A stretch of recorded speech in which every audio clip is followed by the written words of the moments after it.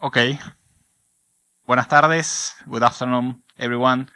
So sorry, English is not my first language, so bear with me on things. I will try my best. I think also this is the first or the second time I am speaking in public in a different language. So, I'm Luis Callegari. I am from Rosario, Argentina, a beautiful country in South America. So this is the number 57 for Type Brigade. Thank you for invite me. It's a pleasure. It's an honor. So as we are talking about, sports, this is more or less how sports is for me. So who I am, quién soy. So I am going to be honest. This is who I am. I am a football lover, horrible on pitch, and I think through design I found a way to hack the system and play in a World Cup. So then let's imagine this presentation as a soccer game or a football game for us. So this is the warm-up, the pre-match. I don't know if you know Diego Maradona, the king for us, probably before Messi, the best player ever. Now, we can discuss about that. But so, I was born in a small town in Argentina called No57. It's a very small one. It's around 5,000 people. It's quite in the center of Argentina, and also it's quite far away from Vancouver. It's 11,000 kilometers. This is the best case scenario, but believe me that to approach No57 is a very long way. It's not like that. I wish I could flying like that. So I think this is one of the most important moments in my life. 24th June 1990, the round of 16 in the World Cup for Italy. We won against Brazil, our biggest rival in football. And I think since that day, I was in love of football and also in love of sports. Also in that year, I remember my sister gifted me AC/DC, The Razor's Edge. I was very young. I was 6 years old. But so, football and music, I think, was my first influences. Basically, heavy metal covers as well, because the typography was very extreme, very expressive. I love Iron Maiden, for example, covers, Judas Priest, Metallica, and also AC/DC for sure. But in Argentina, it was something very fantastic at that time, which was Rocambole. Is an artist which designed Octubre, for example, for Redonditos de Ricota. Is a national band is a rock band in Argentina. And also all the designs that Drake Ramber did for Nike, for example, Borussia Dortmund, Arsenal, and many of those amazing kits. I think this kind of a scenario changed my perception when I was so young, and I think since there I was trying to be very close to the sports and very close to the drawings. These are when I can imagine 10 years old, 8 years old, my first designs in terms of apparel, in terms of sneakers, and was crazy because 30 years after I was designing this one, but in real. So it was sports and drawing, and then drawing sports. So then the kickoff, the first half. I moved to Rosario in 2001, which is the second biggest city in Argentina after Buenos Aires. I was studying in the university there. I think it's my second home, definitely. And since 2009 and 2013, I was designing websites, fanzines, mixing this, universe in between sports and music. But the biggest jump I did was in 2013, when I started to design for Newell's Old Boys, one of the most iconic clubs in my country, and also being the design director for the National Basketball League in Argentina, designing for many clubs in the country. there is like a fun story. I was fan of basketball as well. I am tall. I don't know if you can see me. I am very tall. And I knocked the door of the president of La Liga saying, okay, I have an idea. Maybe we can improve the visual identity of the basketball league. And he accepted. So then I started working there. But in 2016, I got a call from Germany to be part of the design team for brand design football in Adidas, at Adidas, which was one of the dream of my life, working for such an amazing company, also having the opportunity to be close to design of the jersey of my country. I was working there for 2 years doing such an amazing projects, honestly, probably unforgettable for me. And as a highlight, in that period of time, I was doing the Copa America 2019, very connected with my land, very connected with the south of this continent. And my idea was connecting stadium and street together, because that is football for us. That is football for South America, particularly from Argentina, Mexico, and Colombia. So then I try to mix the emotional part and also the rational one. In the rational one is something very vernacular from the streets in our cities, and also the emotional is, our passion to connect sports with life. So then, imagine that this was 2017. Now playing with, scanners and photocopies is quite, common, but at that moment we tried to emulate the movements of the flags into the stands with the typography of the brand Adidas at that moment, and also mixing together with the color of the nations. And this was one of my first projects I did for the brand. And then was a campaign for that Copa America. We did 2 years before that the Copa was launched. And so this was for Colombia, this was for Mexico, and this was for Argentina. After 2 years in brand design football, I moved to brand design identity. My passion for typographies, doing logotypes, and also branding was my decision to do this movement. And here I think what I really enjoy was not only working close to, in my opinion, genius about graphic design, also feeling the experience to work with technologies, because technologies is the bridge from people to sports goods in a real way. One of the examples for that was when I created the branding for Adidas Boost. That probably, go into the Adidas store, you can find the Ultraboost, the Light Boost, or whatever boost. And to create this project, something that we did was going to the factory, also asking to the engineers how was the process of Boost, understanding that, and also thinking how the people can use that. So then the information we got there was, okay, Boost is basically a seeds of energy. When you are putting together, is creating like an energy return. Sorry. So how to translate this to a logotype? So we found exactly the same resource and the same idea in the Slinky. I don't know what is the name in English, but I can imagine it's a Slinky. I went to chat GPT for that. Resorte in Spanish, sorry. So we translate that idea of energy, of power, of return in that.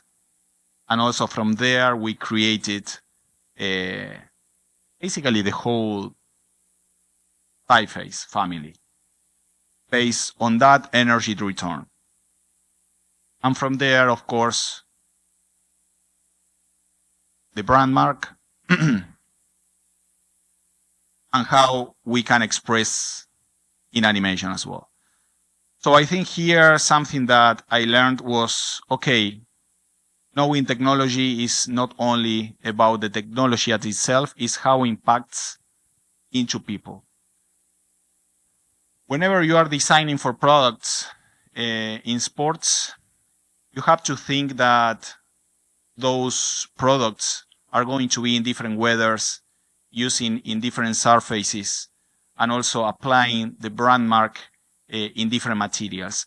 So testing is one of the most important parts in this process, because sometimes you are thinking, okay, this typography is cool in the computer, but then when you are applying in a sneaker, for example, or a shoe, it's not working well. So then the process, the post-process, I don't know what is the proper word, but the post-process of design is as much important as the process of designing into the computer.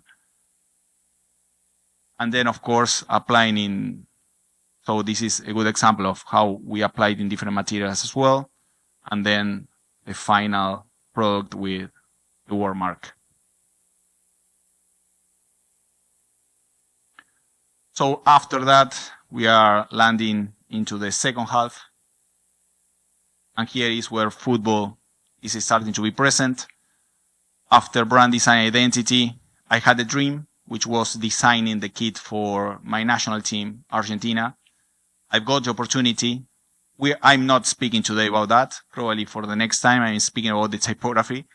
But, I mean, having a dream since I was a kid definitely was the engine to continue moving my life into this amazing world of designing for sports. And being at Adidas Football, designing kits, designing balls, designing as well football boots, I've got the opportunity to design the Adidas World Cup 2022 typography for Qatar tournament.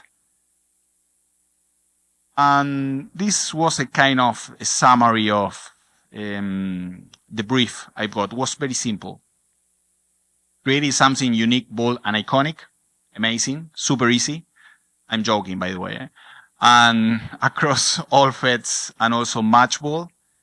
And the last one was from my personal experience. I mean, being Argentinian and knowing that probably was the last World Cup for Lionel Messi, my favorite player, by the way. Moved me into creating, like something very iconic for him. Because Messi, as Maradona, for example, they are more famous from the back than the rest of the players from the front. I mean, if you are seeing Messi from the back, you can see that it's Lionel Messi, even not seeing the face. So creating the number 10 for Messi in a World Cup was a kind of creating the watermark for a superhero.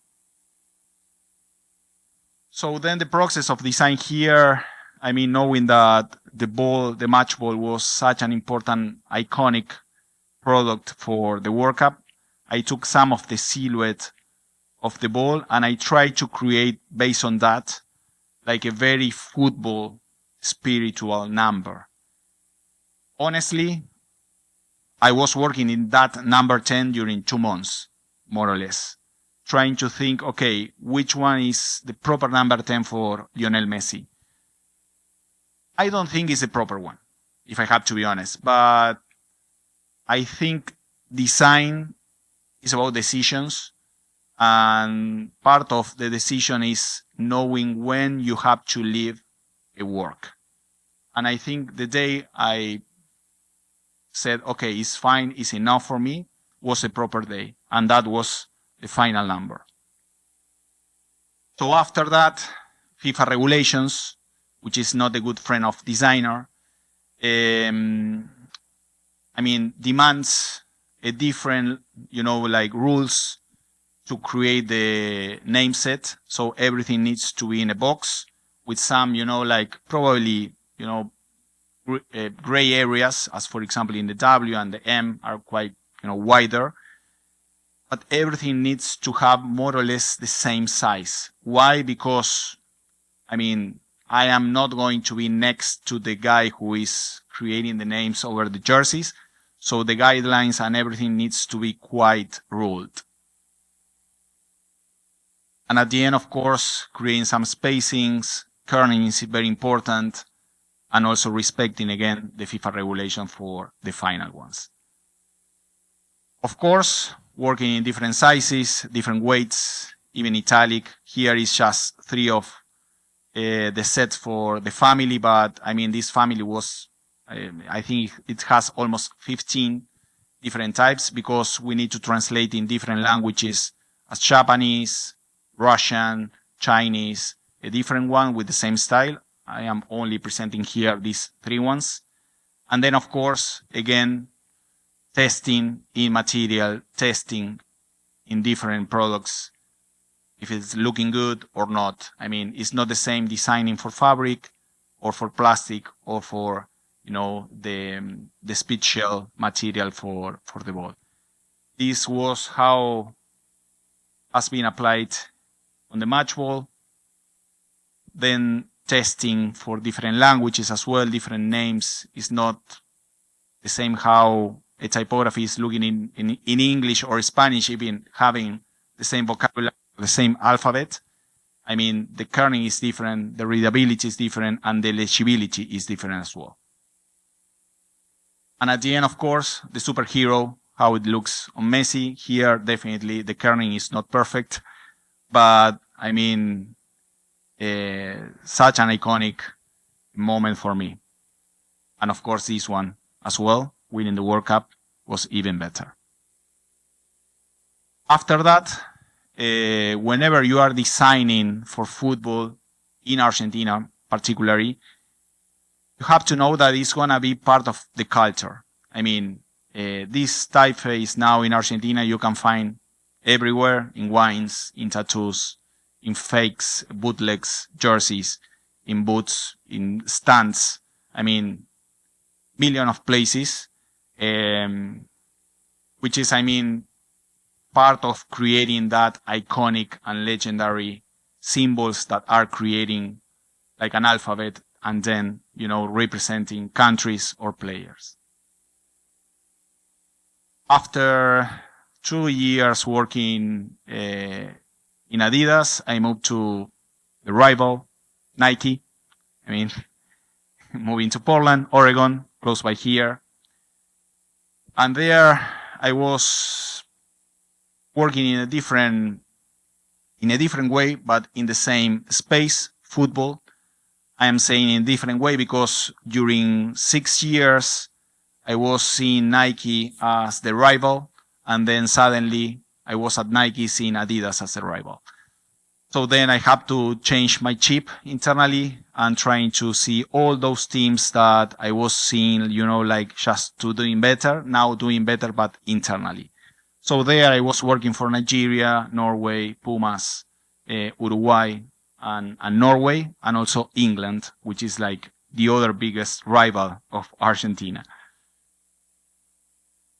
Just to close this presentation, the best typeface I did at Nike, I think, was the Norwegian one. I did a couple of them for England and also for Nigeria, but I think this one is my favorite because of the storytelling. I can imagine. I don't know if it's visible. So Norway, the brief basically said that I had to explain the power of the Vikings, the power of that national team that is growing.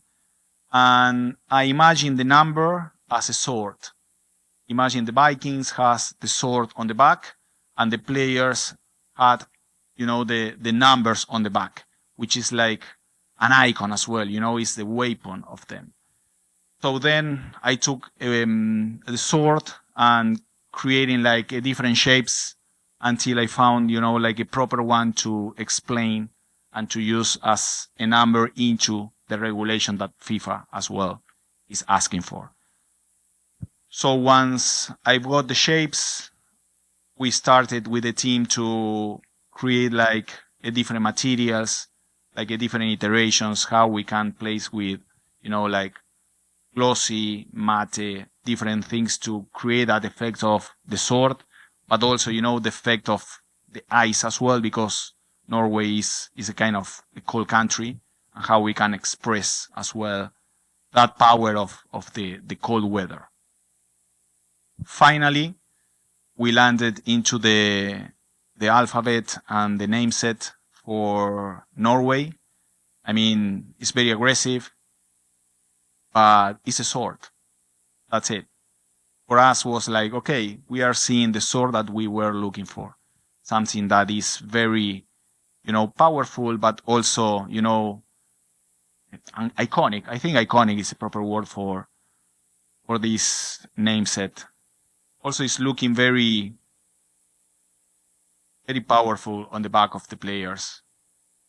It's not, I have to say, it's not readable 100%, but I think it's a kind of fun that is not readable. Is adding that, that spice that we were looking for. Also for women's as well, we decided to use. And of course, in Erling Haaland, which is the Viking of football, the football star in this moment.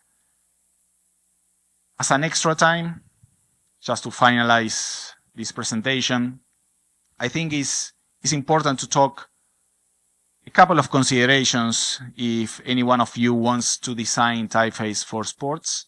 I think versatility of application is important.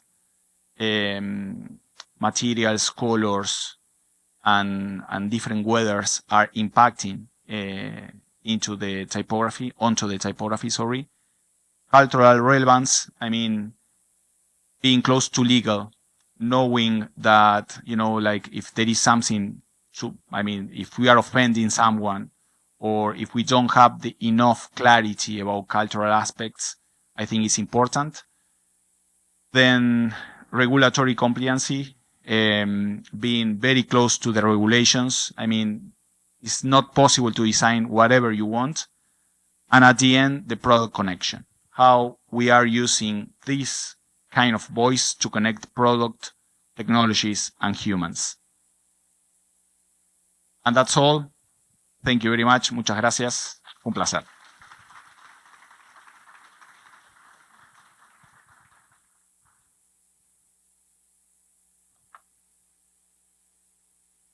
Thank you so much, Luis. That was incredible. Yeah, really enjoyed that. And I'm sure we've got some great questions for you. So if you have a question, just raise your hand and I'll run this over to you. Otherwise, I have a lot. So, I'm fine to do it too. Yeah.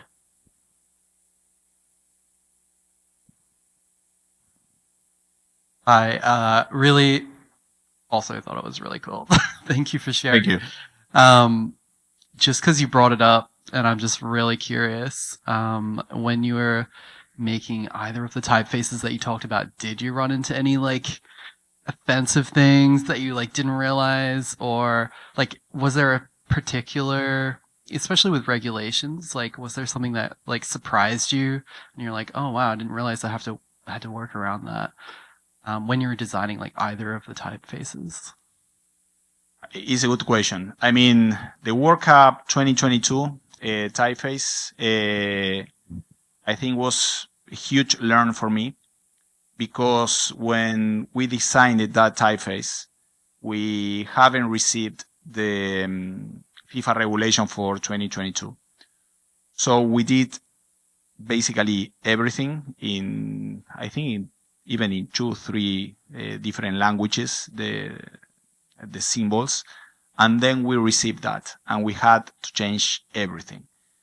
And in that case was like a huge learn. I mean, for us to wait until we have the proper, materials to read and first and then design, instead of just going, through the passion and doing the things. But I think that one was the biggest one, and was particularly for the World Cup. And I mean, the trick we did was using one of them jerseys, and then having like, the variable typeface for a different material as a ball, for example. In balls, we didn't need that. So we did the variable, and then we could use in different ways. But I think that one was definitely an example of that. Just to add on to that, maybe, sometimes you even see type designers like talking about this kind of stuff from the outside. Is there anything that frustrates you about like the conversation around type design or graphic design for people who don't know the industry or their production requirements, where there's like, I think sometimes there's an assumption like, oh, just you can do whatever you want, but you can't, like you said. Yes, I think football is very passionate. In that case, it's not only about the typeface, it's about jerseys. I mean, since you are designing a jersey, you have a lot of haters.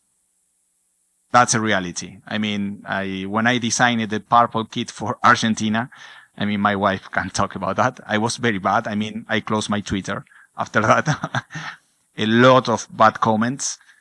But I think since you are working in such a cultural thing, it's something that you need to be aware of. I mean, people is going to talk about that. I think since you are designing from your soul or your love for the sport, I don't think at the end of the day it matters what the people is saying. That's great. And I love that purple kit for the record.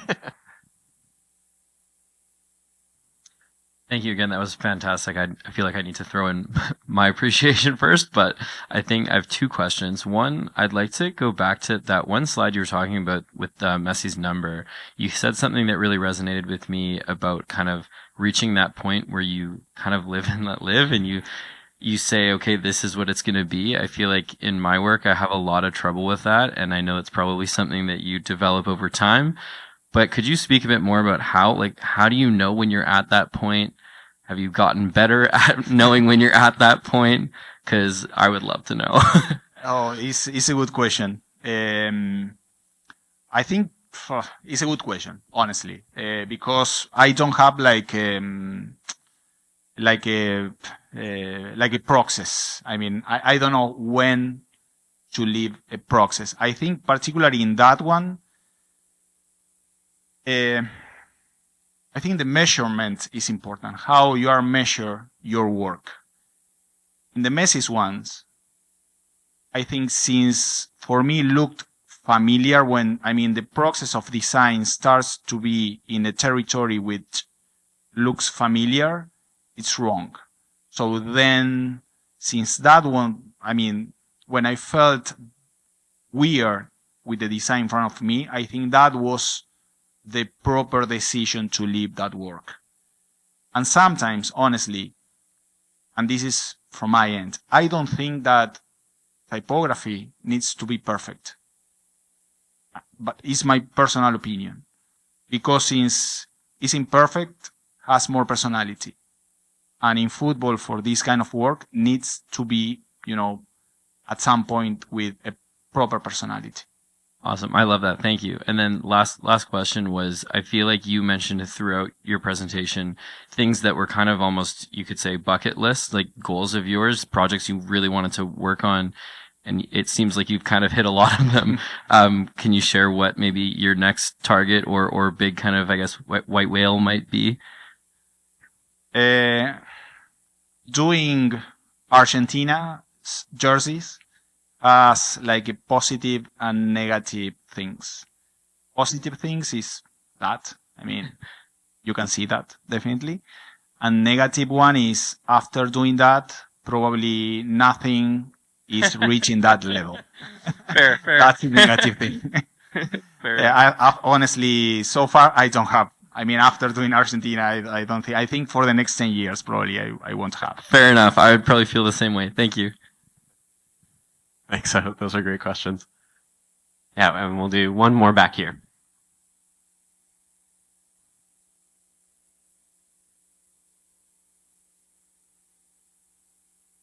Hey, I appreciate you coming out. I think this is super cool. I think we all enjoyed it.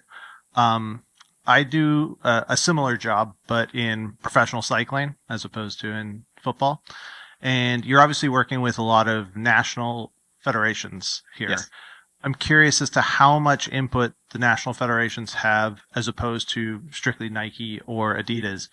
I know that I often have to deal with national federations when working on things like the Olympics and stuff like that. And I was curious as to your experience in football. I mean, you are asking about the information you are having for different countries.